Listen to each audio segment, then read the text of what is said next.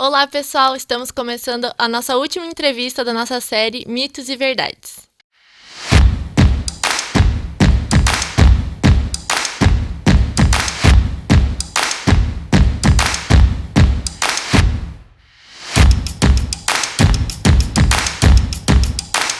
O pastor convidado de hoje é o pastor Paul, da Primeira Igreja Presbiteriana de Ponta Grossa.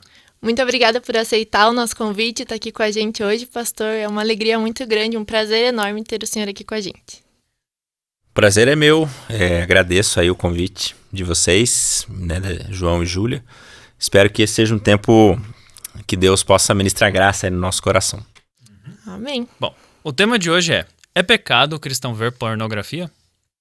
A primeira pergunta ela está relacionada com duas problemáticas. A cultura do prazer que a gente tem hoje na nossa sociedade e a omissão da culpa. Então, a primeira pergunta é algo que me faz bem, eu sinto prazer nisso. E não tem nada de errado, não sou eu que estou fazendo.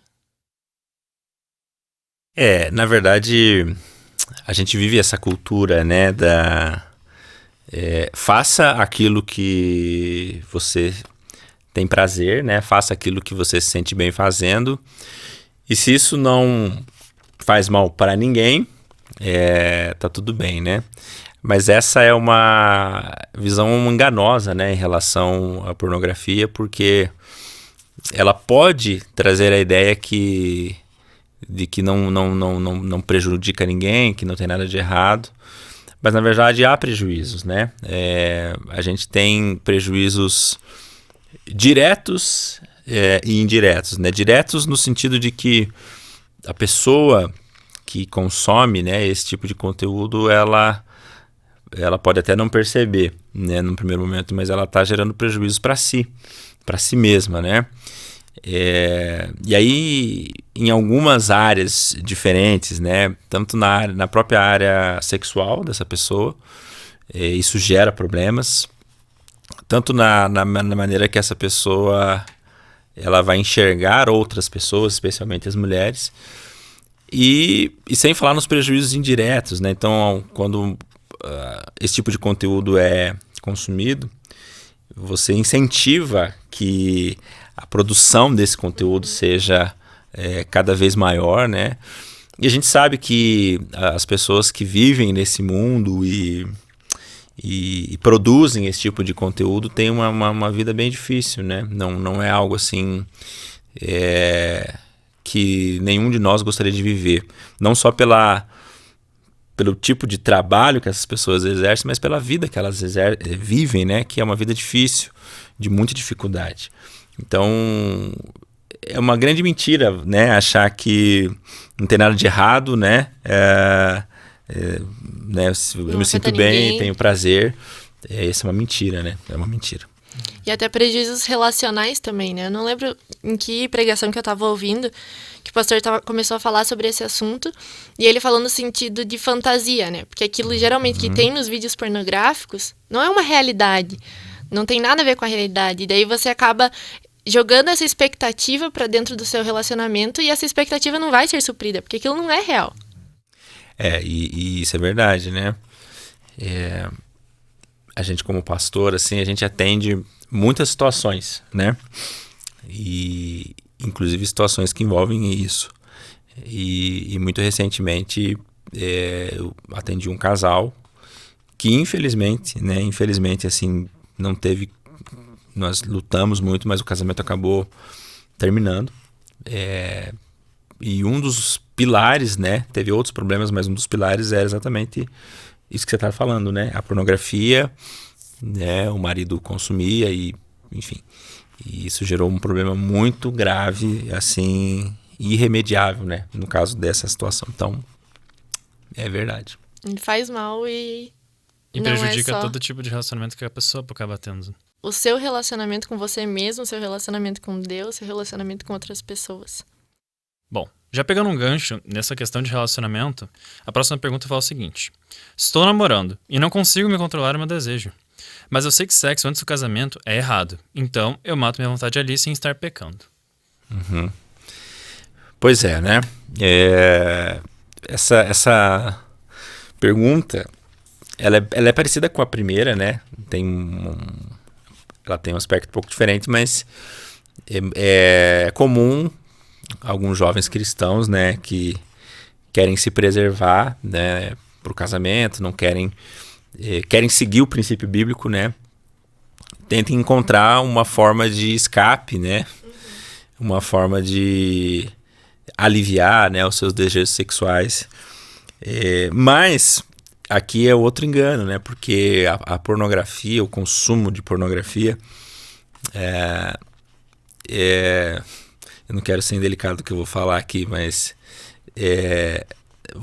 a pessoa que consome pornografia, ela não consome pornografia como alguém que está assistindo uma novela, né? Envolve outras coisas, né? A pessoa não vai ficar vendo apenas ali, ela vai ter um ato, né? Vai se masturbar e coisas desse tipo. Então, tanto o consumo, mesmo que a pessoa consumisse aquilo sem ato, só vendo, esse é um comportamento pecaminoso, né? Porque aí a gente vai entrar naquilo que Jesus disse, né? Que se você tiver um desejo, né? Uma intenção impura por uma outra mulher, né? Você já está cometendo um adultério com ela. Então, é impossível alguém, né? Tá ali consumindo pornografia, seja homem ou mulher, vai despertar desejos, né? Então, já é um engano por causa disso, que isso é um pecado. Mas é um engano também porque a masturbação, ela é um tipo de sexo, né? Então, é um tipo de sexo meio solitário, mas Então, não é o escape, E isso também... Não deixa de ser errado. Não deixa de ser errado. E tem também consequências naquilo que a gente acabou de conversar aqui, que essa pessoa, né, esse rapaz ou essa moça, pode eu não quero fazer sexo com a minha namorada antes do casamento, mas vai gerar nessa pessoa uma expectativa errada e falsa em relação ao sexo. E eu também já vi, né, já atendi situações em que o casal teve um início de vida sexual terrível. Por quê? Porque a relação, né, de um deles, uma pessoa no casal ali, né, no caso do rapaz, a relação dele com o sexo envolvia, né, a pornografia, a masturbação, e ele tinha uma expectativa e uma maneira de suprir o seu desejo sexual que era bem diferente da vida sexual em si. E aí, aquilo que era para ser uma bênção, né, que é o casamento, que é o início dessa vida sexual, se tornou um problema, né? Então, mais uma vez é um engano, né? Esse pensamento, essa maneira de encontrar um escape, ela é enganosa e muito perigosa. A próxima pergunta, ela na verdade tem mais ou menos a ver com aquilo que a gente estava falando antes, sobre a gente julgar o tipo de trabalho que a outra pessoa que está lá dentro do vídeo, o que ela está fazendo, e a gente se omitir dessa culpa. Eu não tenho nada a ver com as pessoas que estão fazendo esse tipo de trabalho. Eu só estou assistindo. Fora que para eles não parece ser um trabalho tão ruim assim. Mas é aquela questão também que o pastor estava falando. A gente não sabe o que acontece por trás das câmeras, né? Que tipo de real abuso que não acontece ali, por trás de toda essa indústria, de tudo isso. Uhum. A gente... Claro, é um mundo muito obscuro, né? Então, não é o tipo de coisa que as pessoas saem por aí falando, né? Mas o que nós sabemos, primeiro que existe, né, um grupo de militantes, digamos assim, né, que são profissionais dessa área, e geralmente são pessoas, esses militantes são pessoas assim que têm uma ideologia muito própria, né, tem um pensamento político, tem uma ideologia, geralmente pregam assim tem umas ideias bem progressistas e aquela ideia, né, do meu corpo, minhas regras. Então tem algumas pessoas que defendem assim essa profissão, dizendo que são super felizes fazendo aquilo, que escolheram fazer aquilo e que no final das contas não tem problema nenhum com isso, tal. Mas o que nós sabemos é que essa não é uma verdade, né? A grande maioria das pessoas que estão, né, nesse tipo de mercado ou de trabalho não estão por opção, né? Estão por necessidades, né? E a gente sabe que muitas dessas pessoas né, não ganham muito pouco para fazer isso, é quase que uma exploração sexual mesmo, né? Então, eu acho que o cristão ele deve se afastar, né, da pornografia por vários motivos. Mas esse também é um motivo, né? Com certeza, né? É você pensar, puxa, essas pessoas que estão ali, elas estão sendo... elas estão vivendo uma vida muito miserável, né? E como que eu posso ter prazer nisso, né? Então, claro que acima de tudo isso é pecado, né? O consumo disso, mas a gente tem que ter esse entendimento também humano, né? E de amor cristão, pô. Então, é errado também, né? Pode parecer muito bom, e eles têm que fazer parecer que é bom, né? Mas a gente sabe que é um mundo bem obscuro e com coisas muito ruins que acontecem aí nesse mundo, né? Nesse submundo aí, né? Principalmente porque muitas vezes nessas questões, quando rola o acesso com outras coisas, acaba financiando centenas de outras coisas muito piores, como o tráfico de pessoas e de outras coisas para esse tipo de fim. Por causa que se torna um problema. E é uma verdade, tipo, já foi provado que o tráfico tanto de mulheres quanto de homens para consumo disso. Bom, então, já pegando um gancho nisso da questão desses filmes, vamos para a próxima pergunta. Em todos os filmes e séries que eu assisto, todo mundo fala sobre pornografia, e isso já deixou de ser um tabu há muito tempo atrás. Na verdade, é mais normal do que parece. Pro mundo que nós vivemos né? A gente vive num mundo que essa cultura, né, como nós já falamos aqui do prazer acima de qualquer preço, é uma cultura estabelecida de fato, né? Então hoje eu, por exemplo, que tenho filho, né? Minha filha tem 5 anos, eu tenho um outro filho bebezinho, vai fazer 1 ano. Vocês vão chegar lá um dia, né? Então, assim, A gente tem uma preocupação, quer dizer, hoje eu não posso deixar minha filha assistindo lá o Netflix, por exemplo, mesmo que seja num perfil infantil, sem ficar de olho, né? A minha esposa está sempre atenta, às vezes a gente percebe assim, umas coisas estranhas, e por quê, né? É um conteúdo infantil, né? Não tem nada de pornográfico ali, mas tem princípios dessa cultura inseridos ali, né? E a partir desses princípios você pode ter muitos desdobramentos, né?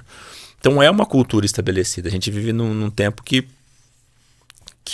a gente falar, por exemplo, que vocês até já falaram aqui em um dos vídeos, né, sobre sexo antes do casamento, é um negócio que não se fala. Puxa, assim, uma menina, um rapaz dizer que não, eu vou casar virgem. No tempo que nós vivemos é um absurdo. Então, essa pergunta ou esse comentário ele é real. Porque dentro do padrão do mundo que nós vivemos, não é tabu, claro que não é. É uma coisa absolutamente normal. E alguns sexólogos aí, né, até defendem, né, que o casal tem que consumir pornografia juntos e tal. Mas nós não vivemos essa cultura, né? Nós somos forasteiros aqui, a gente não vive essa cultura. A nossa cultura é a cultura do reino de Deus, né? E como um grande teólogo, né, John Stott, escreveu, né, no seu livro A Contra a Cultura Cristã, nós não fomos chamados para ser parte desta cultura, mas nós somos chamados para ser parte de uma contracultura, né? De uma cultura que vá contra exatamente todos esses princípios que estão estabelecidos, que não são princípios de Deus e que geram muitos prejuízos. Então, de fato, é normal, mas não para nós. O Paulo mesmo fala, né, que a gente não pode se amoldar aos padrões desse mundo, a gente não pode se conformar com isso que está acontecendo, mas se transformar, permitir com que o Espírito Santo transforme a nossa mente. Exatamente. Então, para nós que somos igreja, né, para nós que somos crentes, isso não é normal e não vai ser normal jamais, né? Ontem eu até estava conversando com um amigo meu e ele falou da diferença entre o normal e o comum. Aquilo que é comum não quer dizer que é normal. Só porque todo mundo faz, não quer dizer que é uma norma. Não quer dizer que é o certo.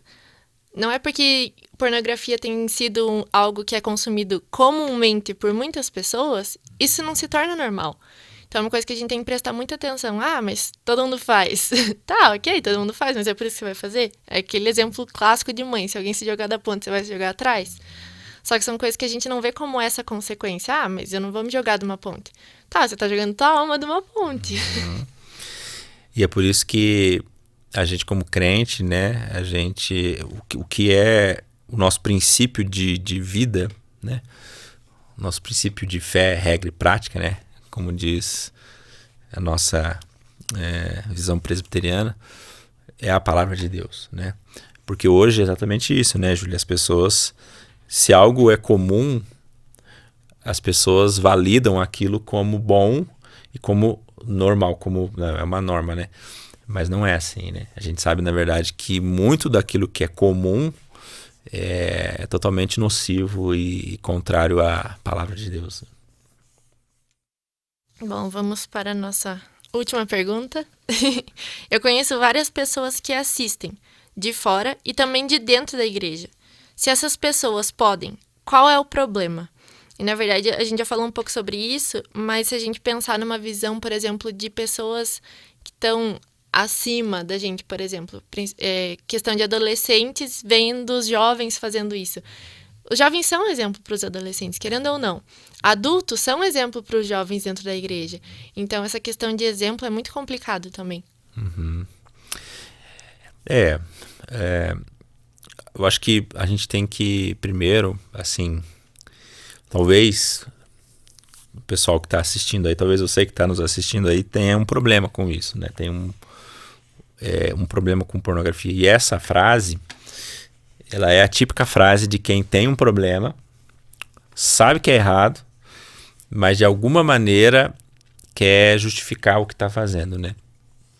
Então eu não posso justificar o meu erro a partir do erro das outras pessoas, né? E aí eu volto a dizer, né? A Bíblia tem que ser a nossa regra, né? Puxa, se o meu se de repente eu sei lá que o meu líder de jovens está fazendo isso, então você, primeiro, você tem que, se você sabe disso, você tem que comunicar ao seu pastor, você tem que comunicar a liderança da igreja, isso não pode acontecer. Mas se ele faz, não quer dizer que é bom e que é certo, e isso não torna o seu pecado menos grave, né? E o problema menos sério. Então eu quero dizer para você, de repente, que está assistindo isso, primeiro, que não justifique o seu erro a partir do erro de outras pessoas. Ah, os jovens as pessoas fazem muitas coisas erradas. Mas segundo, entenda que se outras pessoas fazem é porque esse é um problema que afeta muitas pessoas, né? Que afeta pessoas de várias idades. E no caso da pornografia, não é um problema que se restringe aos jovens e adolescentes, né?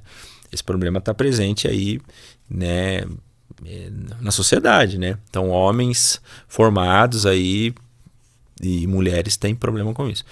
Então, eu quero dizer para você que você não pode justificar como essa frase justifica, mas tem que buscar ajuda, né? Então, procure o seu pastor, procure pessoas que são de confiança, abra o seu coração, porque enquanto você permitir que esse tipo de pensamento guie o seu coração, você só vai colher problemas lá para frente, né? Mais você vai ficar apegado a esse problema e mais dificuldade você vai ter para se libertar dele. Então, se outras pessoas estão fazendo, se essas pessoas são líderes, você precisa conversar com alguém sobre isso. Mas se outras pessoas estão fazendo e você sabe não são líderes, e isso está justificando o seu pecado, você precisa começar a pensar em você, na sua vida, né? Eu tenho certeza que você que está me assistindo aí e está vendo esse vídeo quer ter um casamento feliz, quer ter uma vida sexual sadia. Então resolva agora aquilo que ainda pode ser resolvido e evite dificuldades lá na frente. O povo ainda tem muita vergonha de falar sobre isso, sobre essas questões. A gente mesmo sente vergonha de falar sobre muitas questões da nossa vida. Mas eu também estava ouvindo esses dias um podcast, ela estava comparando os nossos problemas como se a gente tentasse ficar colocando um monte de pedra embaixo do travesseiro. E a gente vai colocando pedra, e a gente vai, na hora de dormir, a gente deita e fica aquele negócio incomodando. Aí quando você vê, já tem 50 pedras embaixo do travesseiro, você tá dormindo super mal, já tá com problema na coluna. E aí você tem que tratar problemas muito piores do que se você pegasse essas pedras e falar, não, vamos resolver essas pedras aqui, o que que eu vou fazer com elas? Agora não, a gente fica ali tentando esconder, e quanto mais a gente esconde, maiores são as consequências depois pra gente ter que resolver tudo isso. Então, por mais que seja vergonhoso na hora, por mais que seja difícil da gente enfrentar isso, é melhor a gente enfrentar enquanto o problema tá enfrentável ali, porque depois vai virar uma bola de neve e vai ser muito mais difícil de ser consertado. Exatamente, ótimo exemplo. Eu fiquei com ele na cabeça, acho que eu vou usar pro resto da vida, cara. Gostei. Mas relacionado com essa pergunta, então, pastor, qual é a perspectiva bíblica a respeito de todas essas questões que envolvem a pornografia? Tanto quem fornece, quem produz, quem assiste o material e toda a indústria envolvida nisso. A gente sabe que são muitas opiniões sobre esse assunto, a gente até falou sobre os militantes, sobre as pessoas que produzem, as pessoas que assistem. Mas, biblicamente, como um cristão deve enxergar tudo isso? Eu vou ler um texto aqui da Bíblia que fala um pouquinho sobre... que traz uma resposta sobre essa questão. Então, em 1 Coríntios, capítulo 6, a partir do verso 12, diz assim: todas as coisas me são lícitas, mas nem todas convêm. Todas as coisas me são lícitas, mas eu não me deixarei dominar por nenhuma delas. Os alimentos são para o estômago e o estômago para os alimentos, mas Deus destruirá tanto estes como aquele. Porém, o corpo não é para a impureza, mas para o Senhor, e o Senhor para o corpo. Deus ressuscitou o Senhor e também nos ressuscitará a nós pelo seu poder. Não sabeis, pois, que os vossos corpos são membros de Cristo? E eu, porventura, tornaria os membros de Cristo e os faria membros de meretriz? Absolutamente não. Não sabeis que o homem que se une à prostituta forma um só corpo com ela? Porque, como se diz, serão dois e uma só carne. Mas aquele que se une ao Senhor é um espírito com ele. Fugir da impureza. Qualquer outro pecado que uma pessoa cometer é fora do corpo. Mas aquele que pratica a imoralidade peca contra o próprio corpo. Acaso não sabeis que o vosso corpo é santuário do Espírito Santo e que está em vós, o qual tendes da parte de Deus e que não sois de vós mesmos? Porque fostes comprados por preço. Agora, pois, glorificai a Deus no vosso corpo. Bom, o que é esse texto aqui que eu li, né? O apóstolo Paulo está escrevendo para a igreja de Corinto e a igreja de Corinto tinha alguns problemas. E um dos problemas que existia na igreja de Corinto era exatamente o problema com a imoralidade sexual. E o contexto era um pouco parecido com aquilo que a gente conversou aqui, né? Por quê? Corinto era uma cidade conhecida no antigo Império Romano como uma cidade promíscua, né? Então, por exemplo, quando as pessoas queriam se referir a alguém que era uma pessoa imoral, uma pessoa promíscua, ela dizia que fulano vive como um Corinto, né? Quando queria dizer que uma moça não tinha uma boa reputação, dizia que aquela moça vivia como uma moça corintiana. Sem piadas, né? Por favor. Então, a cidade de Corinto tinha essa fama, né? Por quê? Porque havia uma cultura de moralidade estabelecida na cidade. E a cidade de Corinto tinha, né? Um grande templo, a deusa Diana, e onde 1000 prostitutas estavam ali à disposição para cultos, né, que envolviam orgias sexuais. E essa cultura de moralidade acabava influenciando a igreja, né? Então Paulo está escrevendo aqui e ele está dizendo, ele começa dizendo assim, olha, todas as coisas me são lícitas, mas nem todas me convêm. E aí, acho que é o primeiro ponto em relação à pornografia. Quando Paulo diz assim que todas as coisas me são lícitas, o que ele está dizendo? Ele está dizendo assim que eu tenho a capacidade de fazer qualquer coisa. Eu vou melhorar o exemplo. Ele está dizendo assim que cada um de nós aqui, por exemplo, cada um de nós aqui pode pegar uma arma, um revólver na mão. Nós temos capacidade física para isso e nós podemos botar o dedo no gatilho e atirar. Nós temos a capacidade física para fazer isso. Nós não somos impedidos de fazer isso. Agora a pergunta é, isso é lícito ou não é? Se eu fizer isso e matar uma pessoa, todo mundo, você que está me assistindo aí, você tem a capacidade física de consumir pornografia. Agora a pergunta é, isto é lícito ou não é lícito? Isso glorifica a Deus ou não glorifica? E aí Paulo continua dizendo, olha, todas as coisas me são lícitas, mas nem todas me convêm, porque algumas delas, se eu fizer, elas vão me dominar. Elas vão dominar o meu pensamento, elas vão dominar a minha maneira de enxergar as pessoas, a minha maneira de me relacionar com as pessoas. E a pornografia é uma dessas coisas, que ela domina, né? Se torna escravo, né? A pessoa, a visão dela se torna contaminada, os relacionamentos se tornam contaminados, a maneira que ela enxerga o mundo se torna contaminada. Então, a pornografia é uma dessas coisas. Então, não pode ter nada na vida do cristão que nos domine, né? Quem domina sobre nós é Cristo. E é isso que Paulo diz aqui no final. Ele fala assim, olha, vocês são corpo de Cristo. E mais um detalhe que é importante nesse texto, que Paulo diz assim, qualquer outro pecado que não tem a ver com a imoralidade sexual, ele é fora do corpo. Mas qualquer pecado que é de imoralidade sexual, ele é contra o corpo, né? Então, seja o adultério ou o consumo da pornografia. Então, espiritualmente falando, tem efeitos para o corpo, tem efeitos para a igreja, tem efeitos para o corpo de Cristo. Isso é muito danoso, né? Mas finalmente Paulo vai dizer assim, olha, vocês não estão se lembrando que vocês são de Jesus, que Cristo morreu por vocês, que em vocês habita o Espírito Santo, vocês são templo do Espírito Santo. Ou seja, acho que a grande questão, Júlia, tentando responder assim, se já fui muito complexo, mas tentando ser não tanto, mas a grande questão é, quem é o nosso Senhor? A quem nós servimos? Quem domina sobre nós? E quando eu digo que Jesus é o meu Senhor, eu estou dizendo que eu sou escravo dele, nesse sentido mesmo. E o escravo não tem direito a nada. O direito do escravo é o direito do seu Senhor. Então o meu direito é o direito de Cristo. Então se eu sou de Cristo, eu tenho que viver para Cristo. É claro que talvez você está assistindo aí, você tem uma luta com isso. Você tem uma dificuldade com isso. E eu quero dizer para você que há um caminho. Jesus pode libertar você disso, né? Mas para isso você precisa pedir ajuda. Porque se você tentar vencer esse pecado sozinho, muito provavelmente você não vai conseguir. Você precisa abrir o seu coração para alguém que vai te ajudar, né? Para o pastor da igreja, para o seu líder.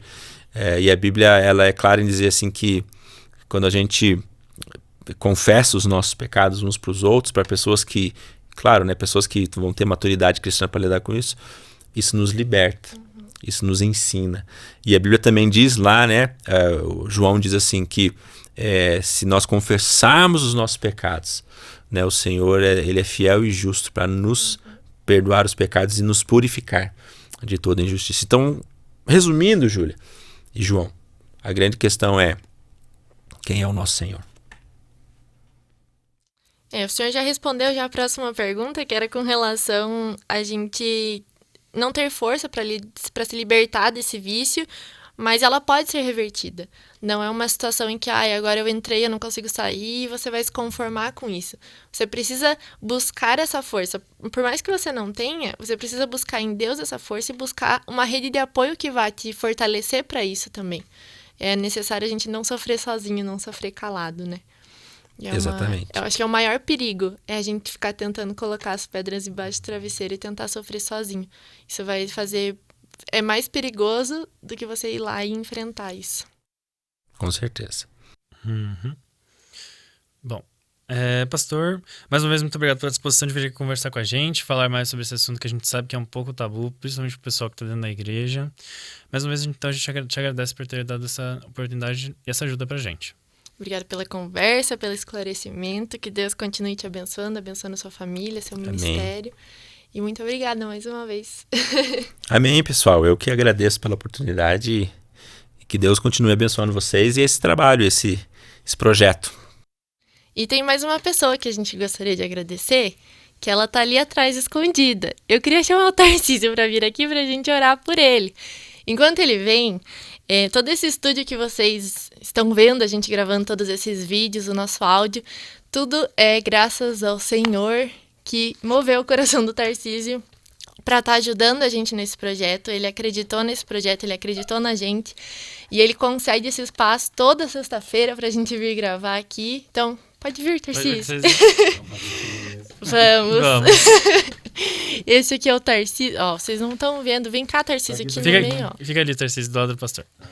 E aí a gente queria pedir pro pastor estar fazendo uma oração, agradecendo pela vida do Tarcísio, pelo trabalho dele, pela disponibilidade que ele teve de ajudar a gente nesse projeto. Muito obrigada, Tarcísio. Eu agradeço a oportunidade de estar junto aí. Vamos orar então, né, queridos? Deus, obrigado, Pai. Muito obrigado pela vida do Tarcísio e pela sua disposição, Deus, em abençoar a vida da Júlia, de João e também esse ministério. Que o Senhor continue abençoando ele, Pai. Que o Senhor continue guardando a sua casa, a sua família. Que o Senhor continue abençoando esse lugar, Pai, esse estúdio. E que a bênção do Senhor esteja sempre, Pai, dirigindo os passos do Tarcísio em todas as suas ações, decisões.